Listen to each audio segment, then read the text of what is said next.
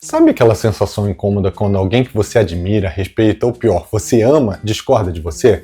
Parece que um pedacinho do nosso ego, ele se quebra, né? Surge aquela voz interna, será que essa pessoa não gosta de mim? Me acha burro? Ou ela tá contra mim? A mente humana tem um talento especial para criar narrativas intensas com poucas pistas.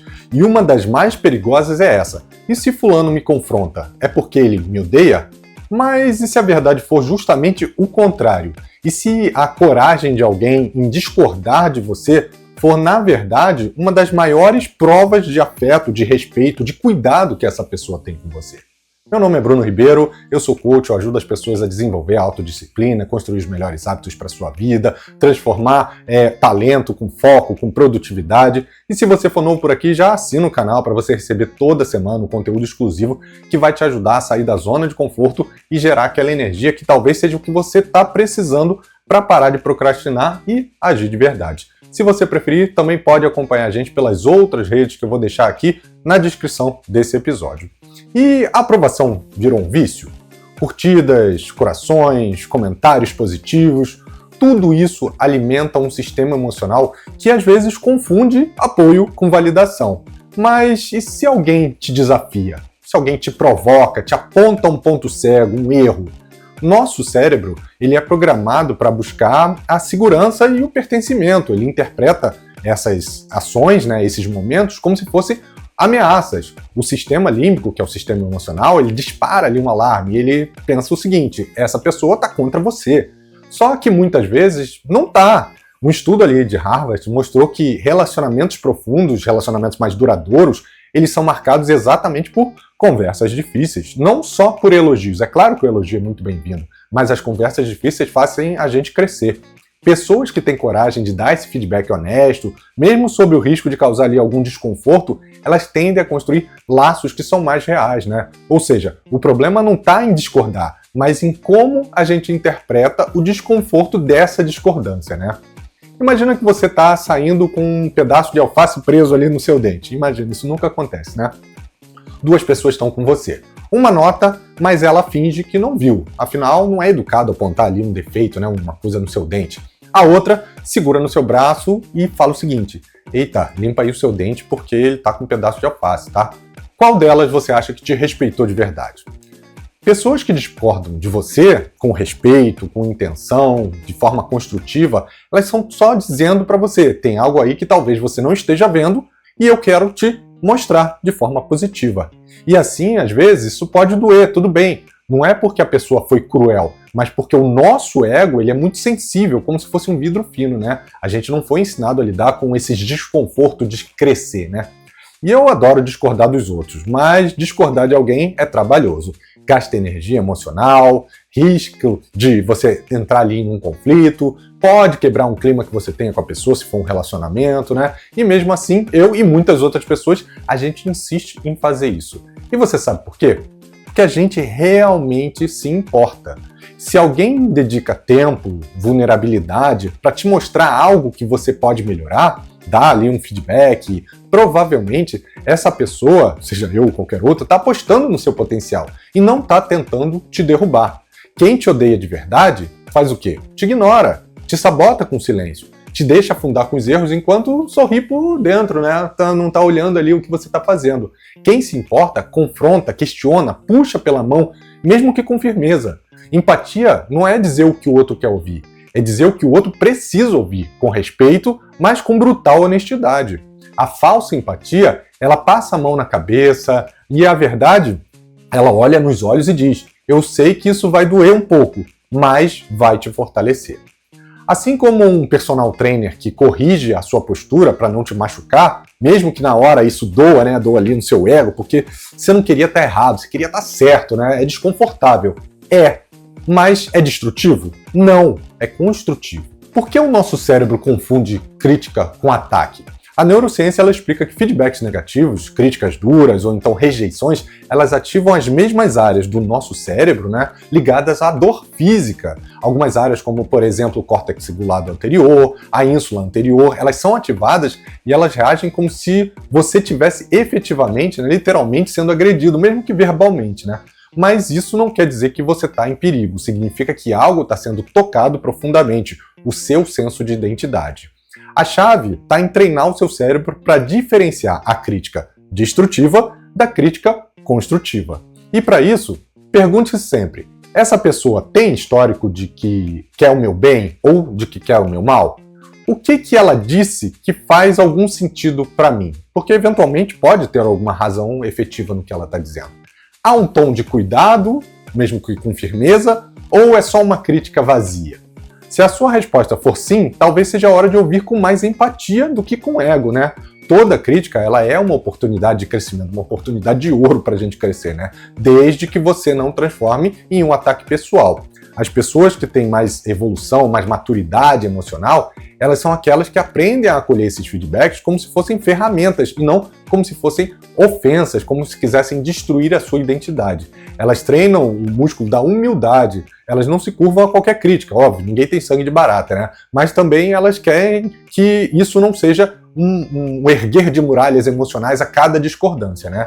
Se alguém te desafia a pensar diferente, talvez esteja te oferecendo uma nova janela e não jogando pedras na sua casa, né? Agora, vamos inverter esse jogo? Quantas vezes você quis ajudar alguém com um conselho sincero e acabou sendo ali mal interpretado? Quantas vezes disseram: nossa, você é duro demais, você é muito crítico, quando na verdade você só estava tentando ajudar aquela pessoa, né, ou aquelas pessoas a crescer. Isso é meio frustrante, né? Por isso que a gente precisa cultivar não só a coragem de ouvir, mas também a sabedoria, a inteligência de saber como falar. Porque a forma como a gente comunica a verdade pode definir se ela vai ser recebida com amor, com respeito, ou simplesmente com rejeição, né, com reatividade. Quando alguém diz que você pode melhorar, a mente escuta alguma coisa assim: você não é bom o suficiente. Não importa quantos diplomas você tenha, quantas conquistas já acumulou ou quanto você se considera maduro. Receber uma crítica ainda vai doer, como se fosse ali uma flechada no seu peito, né? Mas por que isso acontece? A resposta não está só na autoestima ou no momento de vida que você está passando. Está enraizada em como o nosso cérebro foi moldado ao longo do tempo para nos proteger, desde lá dos tempos da caverna até os dias de hoje, né? A gente já falou muito sobre isso, mas eu vou voltar aqui, né? Entender isso é o primeiro passo para deixar você sentir atacado, né, pessoalmente, para você poder ver a crítica como uma coisa positiva, como um presente, né? Às vezes mal embalado, mas é um presente. Imagina os nossos ancestrais vivendo ali em tribos, e óbvio, naquela época a sobrevivência dependia de aceitação social. Ser excluído era praticamente uma sentença de morte. O nosso cérebro, ele evoluiu com esse código: ser aceito é igual a estar seguro. Então, quando alguém chega para você e discorda de você ou aponta eventualmente uma falha, o seu sistema límbico, especialmente a amígdala, né, cerebelar, ela reage como se você estivesse sendo rejeitado pelo grupo. É uma reação primitiva automática, né? Resultado, você tem ali emoções como vergonha, como raiva, como tristeza, com medo, né, o receio, a insegurança de não ser amado. A crítica, mesmo que seja bem intencionada, ela aciona esse alarme interno e o cérebro entra naquele modo de defesa total, né? Vamos dar aqui um exemplo simples para poder ajudar você a tangibilizar esse conceito? Imagina que alguém diga que você fala muito rápido. Se você cresceu ouvindo que você era ansioso, que precisava se controlar mais, ou que você atropela os outros, essa crítica vai direto no seu nervo exposto ali, né? A dor não está no comentário atual, mas ela está naquela memória que foi reativada. Por isso, críticas não são só questões cognitivas, elas são emocionais. Elas tocam feridas antigas, sentimentos antigos, emoções antigas que estão ali guardadas. A pergunta que precisa ser feita não é por que essa pessoa me disse isso, mas o que isso ativou em mim. Esse nível de consciência muda tudo. Viktor Frankl, que foi psiquiatra, que sobreviveu lá na época do Holocausto, eu já até tem um episódio sobre isso, escreveu uma frase que é muito boa. Entre o estímulo e a resposta existe um espaço. Nesse espaço existe o nosso poder de escolher a nossa resposta. E na nossa resposta reside o nosso crescimento e a nossa liberdade. Ou seja, você não precisa reagir de impulso. Dá para pausar, respirar, processar. Esse espaço entre ouvir e reagir é onde mora a inteligência emocional, a sabedoria de saber lidar com essas situações, né? Imagina que a sua autoestima ela seja ali um espelho. Se ela tá limpa, inteira, firme, qualquer crítica que chegar para você vai ser só um toque de pano ali, talvez uma mancha para limpar, né? Mas se o seu espelho tá com uma rachadura, se cada toque vira ali um risco dele quebrar, a crítica que chega, ela encontra um ponto frágil ali. E o que era para ser uma sugestão se transforma naturalmente em um ataque. Por isso que antes de aprender a lidar com as críticas, a gente precisa fortalecer a nossa base, né? O autoconhecimento, o amor próprio, a validação interna. E como diferenciar uma crítica construtiva de uma crítica destrutiva? Nem toda crítica ela realmente merece atenção. Algumas são apenas projeções das outras pessoas em relação a gente. E aqui eu vou deixar um checklist prático para que você possa identificar a crítica construtiva da destrutiva, né? Primeiro ponto é o tom de voz. Se ele é calmo, direto e respeitoso, provavelmente é construtivo. Se ele é sarcástico, agressivo ou passivo-agressivo, você vai saber que a intenção não é te ajudar, né? Se a intenção é ajudar e aprimorar, positivo. Se é ferir e talvez te desmoralizar, trazer vergonha, a crítica negativa, né? Ela é destrutiva. Se o foco está no comportamento ou em uma ação específica, ela é construtiva. Se está no julgamento de outras pessoas ou nas percepções de forma alheia, ela é destrutiva. Se existe espaço para o diálogo, tem uma abertura ali para a conversa, é construtiva. Se não, se é unilateral, é impositivo, ele com certeza é destrutivo. Se a frequência é ocasional, é pontual, legal, é construtivo. Se é repetitivo, obsessivo ou sem um propósito claro, é destrutiva. Então, se for construtivo, o que você deve fazer? Escutar, processar e refletir. Se ela for uma crítica destrutiva, cara, proteja-se, esquece, não leva isso para o coração. Ao receber uma crítica, em vez de você responder com justificativa, defesa ou reatividade, tenta algo mais revolucionário. Tenta fazer algumas perguntas. Utilize frases como, por exemplo, você pode me dar um exemplo do que você está falando? Ou o que te faz pensar isso sobre mim, sobre essa situação? Como é que você acha que eu poderia fazer para melhorar nesse cenário ou em outras situações parecidas com essa no futuro? Essas perguntas ela têm um efeito duplo. Elas acalmam o nosso ego e elas mantêm a conversa num campo racional. Elas mostram ali maturidade emocional e abertura ao diálogo, ao crescimento, né? Você não precisa concordar com tudo, mas você pode explorar a visão do outro com curiosidade e eventualmente sem julgamento, né? Muitas vezes a gente está buscando apenas a confirmação de que a gente está certo, mas isso não gera nenhuma transformação na gente. Crescimento, ele exige sim confronto, conflito, mas um conflito saudável, né? Coragem para ouvir o que ninguém ali talvez queira dizer para você, né? Só aceitando elogios, o que acontece com a gente? A gente fica preso numa bolha do nosso conforto, né? A crítica é o que empurra a gente para fora dessa bolha. É como se fosse a trilha para aprimorar o nosso crescimento pessoal, profissional, o nosso relacionamento, né? Pessoas que crescem rápido, elas são aquelas que dizem obrigado, poxa, bacana que você trouxe esse ponto de vista, obrigado por me mostrar isso. Olha, doeu, mas, cara, faz todo sentido, vou te ouvir mais. Não importa o que essa pessoa traga, você pode ter a visão de que você não tinha percebido e agradecer. Essa humildade, ela é rara, mas ela vai fazer uma grande diferença na sua vida. Vamos ver uma história que eu tenho certeza que muitos aqui vão acabar se identificando, seja com o personagem principal ou com alguém da convivência que você já lidou que tinha esse perfil? Felipe era um gerente de projetos em uma grande empresa de tecnologia e ele era muito competente, era comprometido, mas ele era muito difícil de lidar. Os colegas diziam que ele era meio explosivo, meio intolerante a erros e às vezes chegava até arrogante nos feedbacks. Ele tinha um talento técnico, mas uma péssima reputação interpessoal. Até que um dia, numa reunião com o RH, né, ele ouviu uma frase que foi muito impactante. Olha, Felipe, seu time entrega muito, mas ele tem medo de você. Na hora, ele reagiu tentando se justificar. As pessoas são frágeis demais, elas não sabem lidar com pressão, o mundo realmente não é um campo de flores, é muito mimimi, né? Mas à noite, sozinho em casa, ele ficou remoendo aquela frase, com medo de mim? E isso pesa, né?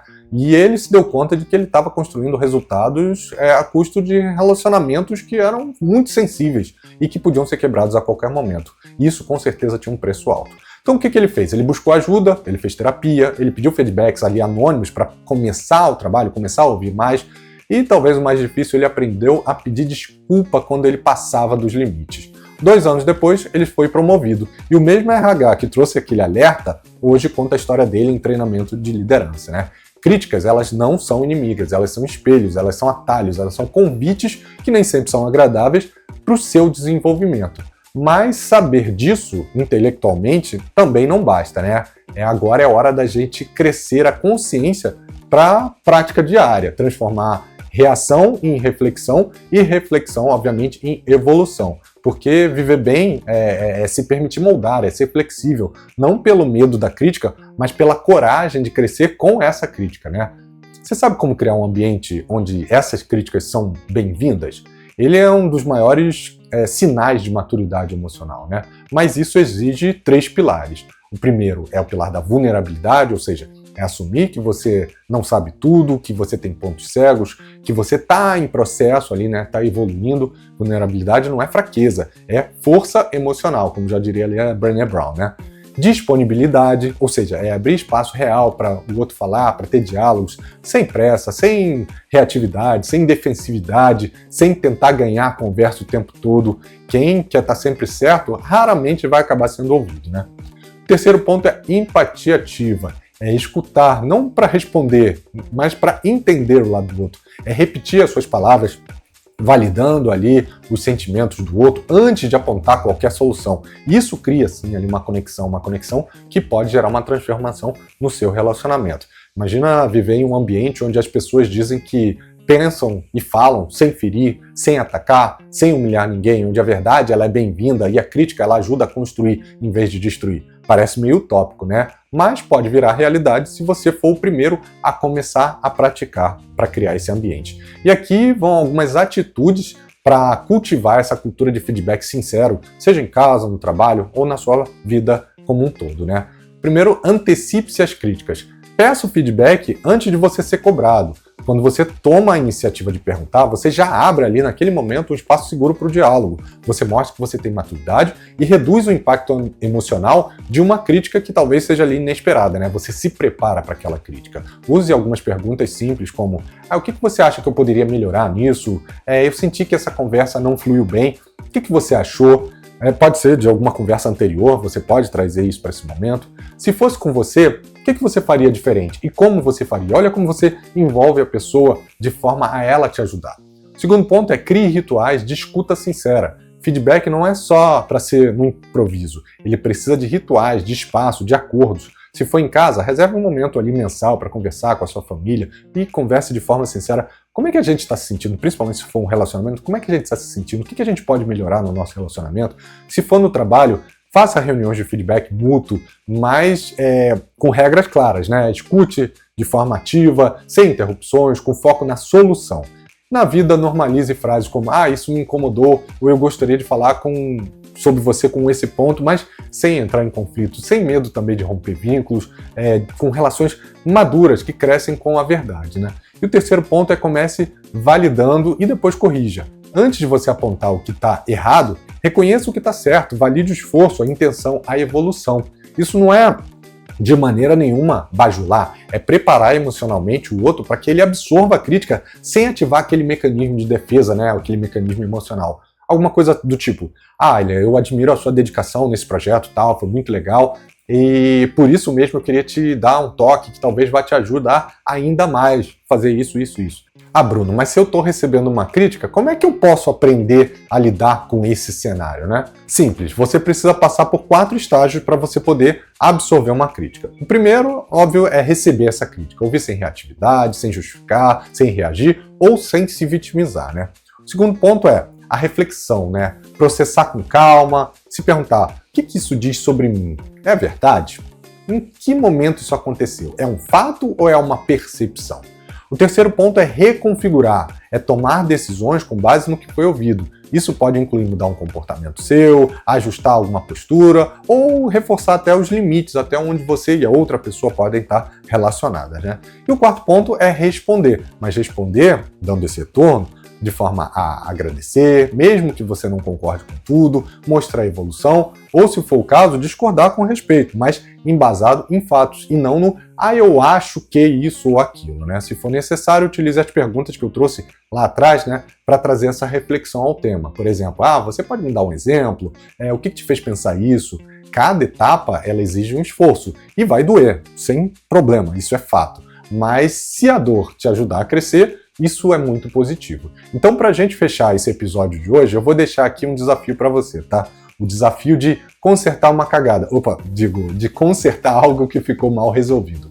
Pense em alguém com quem você tem alguma relação, ou teve alguma relação, que ficou estremecida, seja por causa de uma crítica mal recebida, ou alguém com quem você queria muito ajudar, mas acabou se calando, com medo de magoar. Talvez tenha ficado ali aquele silêncio incômodo, né? Um afastamento disfarçado ali, não, a gente se fala tal, e você perdeu aquele relacionamento, ou uma frase atravessada. Agora é a hora de você voltar lá atrás e limpar esse terreno. Escolha uma das seguintes atitudes para que você faça ainda hoje, hein? Ainda hoje não. Como hoje você vai estar assistindo provavelmente durante a semana, pode ser ainda hoje. Escreve uma mensagem sincera, com empatia, sem rodeios, dizendo o que precisa ser dito, mas obviamente com carinho. Por exemplo, oi fulano, eu fiquei pensando muito na nossa última conversa, talvez eu tenha soado muito duro para você, mais do que eu gostaria, e a verdade é que eu te admiro, eu só quis te ajudar, se puder eu queria conversar melhor com você sobre isso.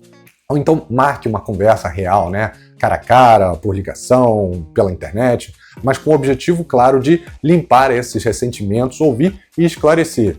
Por exemplo, cara, você topa bater um papo? Eu acho que ficou algo mal resolvido entre a gente e isso me incomoda até hoje porque eu valorizo a nossa amizade e eu não queria que fosse dessa forma interrompida. E uma terceira possibilidade é peça feedback honesto a alguém que você respeita, mesmo que aquilo dê um frio na barriga, né? Mostre que você está pronto para ouvir. Então, por exemplo, eu estou buscando crescer em algumas áreas da minha vida, eu queria com sinceridade brutal que você me trouxesse um feedback que você acha que realmente pode fazer diferença para mim, que talvez você nunca tenha dito porque tenha medo de me magoar. Deixa aqui nos comentários como é que você se sentiu depois dessa atitude e que resultados ela trouxe para sua vida. Não espere o momento perfeito, crie. A transformação ela começa, sim, no desconforto. Faça hoje uma escolha de um desses passos, né? E desfaça um nó que foi construído lá atrás. Reconstrua novamente essa ponte de amizade e de relacionamento. E se esse conteúdo fez sentido para você, compartilhe ele com pelo menos uma pessoa, deixa aqui o seu review na plataforma para que chegue para mais pessoas ao longo do tempo, né? Principalmente para alguém que precise dessas palavras para sair ali desse momento em que está na reatividade e saber receber críticas de forma mais madura. E se você quer continuar com essa jornada de reflexão, de desenvolvimento pessoal, se inscreve no programa Fora de Série, que é um treinamento que eu criei dividido em 3 pilares. O primeiro pilar é o do autoconhecimento, que vai te ajudar a entender o seu momento atual, como é que é o seu cérebro, como ele funciona, por que você tem determinados comportamentos e o que precisa ser ajustado. A gente vai ter o segundo pilar, que é o pilar de autorregulação, onde você vai aprender sobre os alicerces de um modelo mental de crescimento, como construir e manter bons hábitos, disciplina, como se livrar de armadilhas que surgem ao longo do seu dia a dia e que fazem parte da nossa vida, né, como a procrastinação, a ansiedade, a síndrome do impostor e muitas outras. E por fim, juntando tudo isso, né, a gente vai ter o pilar de autogestão, que vai te permitir planejar, executar, monitorar suas ações, seja ali com ferramentas ou técnicas que vão te ajudar não só a ter clareza durante todo esse percurso da sua jornada, mas também te dá as ferramentas possíveis para que você faça isso de forma organizada, né, e estruturada. E durante esse processo, você ser o guia no programa, né, ajudando sempre que for necessário, como se fosse um processo de coaching ou de mentoria, né? E se você gostou e quer continuar essa transformação, o link vai estar aqui na descrição do episódio. Caso as inscrições não estejam abertas no momento que você entrar, você vai encontrar um link para entrar na lista de espera e ser avisado assim que a próxima turma abrir. Então, espero que vocês tenham gostado. Eu te vejo semana que vem. Um abraço e até lá. Tchau, tchau.